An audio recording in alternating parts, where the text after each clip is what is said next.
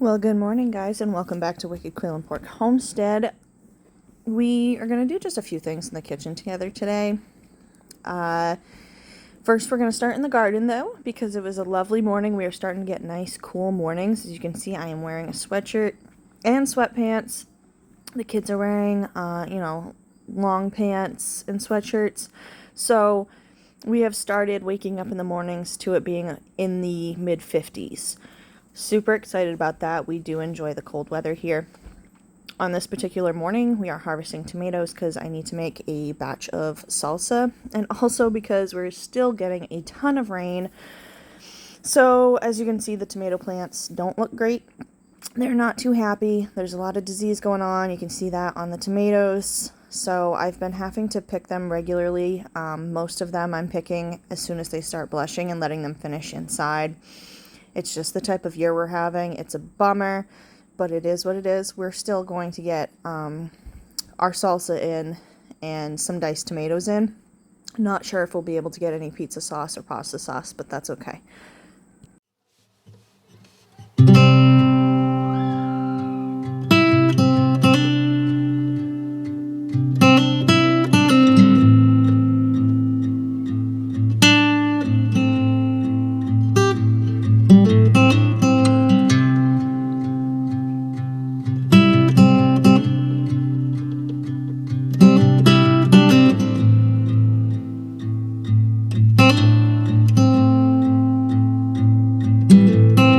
You can see here, this is exactly what we're dealing with, and some plants are getting hit way worse than others.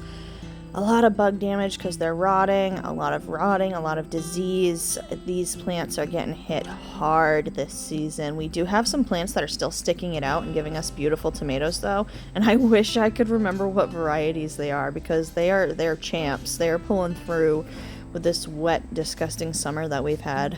We've had at least in the month of June, we had rain at least 4 to 5 days a week. We had rain in the month of June. The month of August, we had rain at least 3 to 4 days a week. And now into September, we're starting the September off with a full week of sun, which is fantastic. But we do have rain in the forecast for Friday. So it's just been miserable around here. As you can see, the kids love coming out and doing early mornings in the garden, and our farm is just beautiful in the morning. It's peaceful and happy, and the animals are waking up, and it's nice to listen to. So now we are in the kitchen. You will notice in our house that some of it still looks like a construction zone, and that is because we have kind of halted the indoor remodeling to get the outdoor stuff done, the livestock stuff done, and all of that stuff, because winter is coming. We need to get firewood done, we need to get livestock situated, and all that nonsense. So the inside stuff has kind of come to a halt. You'll also see toys everywhere because there are 2 to 3 children every day here under the age of 5, and that's just how it is. Right now I am cutting up summer squash. We found really cheap summer squash at a local farm stand in Maine. There are farm stands everywhere. I mean, you only have to drive 5 to 10 miles before you find a couple of them because everybody's just selling their extra veggies. So we brought back a bunch of really cheap, really big summer squashes that we found. We didn't get to grow any of this year, and I'm just going to blanch it and freeze it. I'm going to try freezing it a different way. I'm going to try freezing it on a tray, kind of flat, and then putting it in baggies. Summer squash is one of those things that sometimes it gets soggy, and then it's hard to stir fry it up nicely because it's so waterlogged. But I have a pot of water going so that I can blanch it. I also need to blanch some cauliflower that I got from a good friend that owns an organic vegetable farm about an hour north of us. So that's going in the pot. You blanch your summer squash for about 3 minutes. I let mine go a little longer because the water wasn't quite to a boil yet, and I want to make sure that this stuff doesn't turn brown or get weird on me if I don't use it right off the bat here. We might not get into this stuff until December, January, so I want to make sure it's good to go.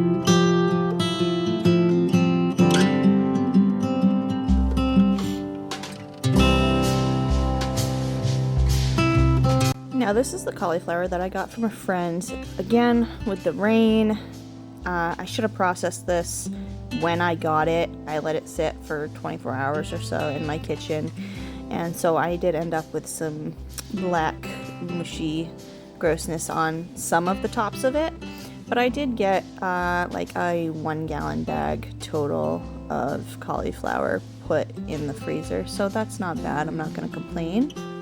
I did just get done pickling a bunch of cauliflower a few days ago, and I can't wait to try that. This cauliflower is just gonna go in the freezer though for use later on, probably like a cheesy cauliflower dish or whatever this winter. I did save, she sold me 1 yellow cauliflower, and that still looked fantastic, so I actually put most of that in the fridge because the kids really like raw cauliflower with ranch. So, of course, I want them to be eating these raw, fresh vegetables as long as they can before we're out of season. We don't have a huge growing season here in Maine. We're zone 5 on the edge of zone 4, so it can kind of go either way. We can get a frost in September, or we can go all the way to November without a frost. So your cauliflower blanching time is only about 2 minutes, so that's a little quicker than the summer squash. I think it holds up better in the freezer better than the summer squash too. The summer squash, like I said, it can just kind of get mushy. This cauliflower still felt fairly firm, so I think I'm gonna like freezing this. I've actually never put up cauliflower in any way, shape, or form. So, and there you'll see me, when you see me duck down like that with the food scraps like that, I have either a bowl or a bucket going at all time to run out to the pigs whenever I'm doing projects like this, especially because there's always a ton of vegetable and food scraps, and I try not to just fill up, trash cans with food scraps when I have tons of livestock out back that can benefit from them the same way that we do.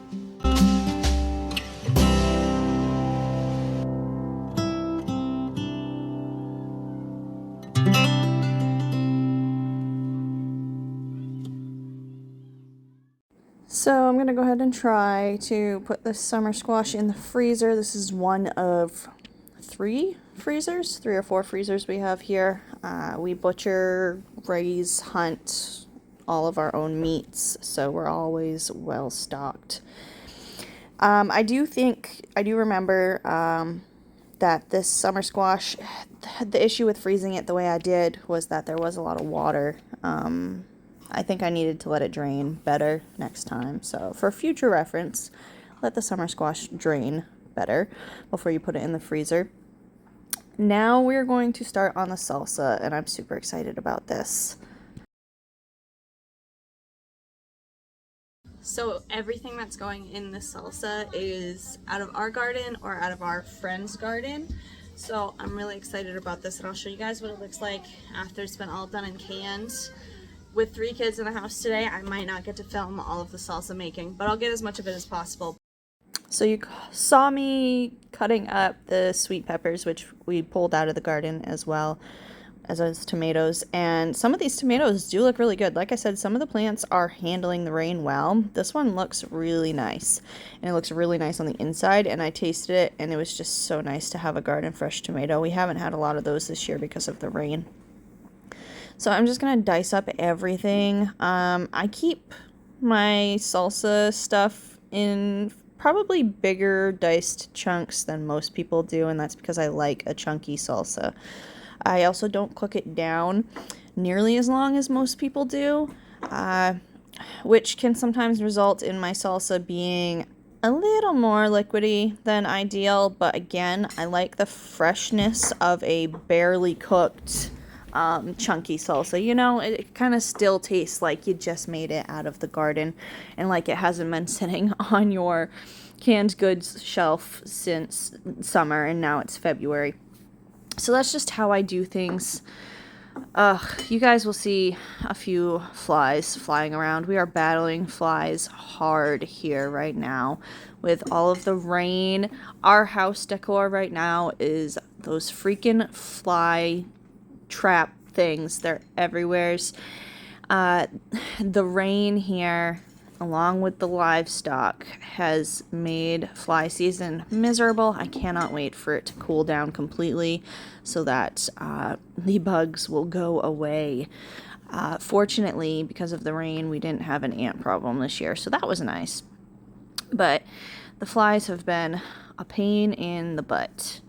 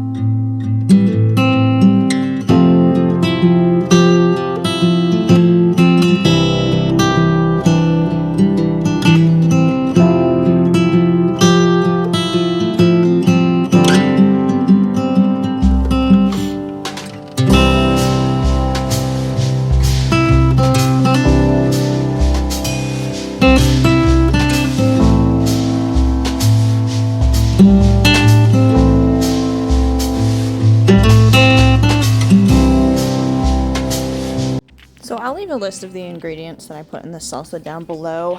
I don't measure a whole lot of things, and I don't really stick to recipes. That's just kind of how my kitchen operates. But I'll leave what I put in down below for you guys so you guys can kind of see it. I did not have cumin on hand, but it still tastes really good. So, and if I want to, I can add cumin to the jars as I open them and shake them up and let them sit for a day in the fridge, and it won't be a big deal. So I'll leave that down below for you guys. And I just jarred these up and water bath canned them for 25 minutes, I think it was. And this is how they turned out. They look great. They are so tasty. I was loving it. We already opened one up. Thank you guys for stopping by and joining me today. Happy homesteading.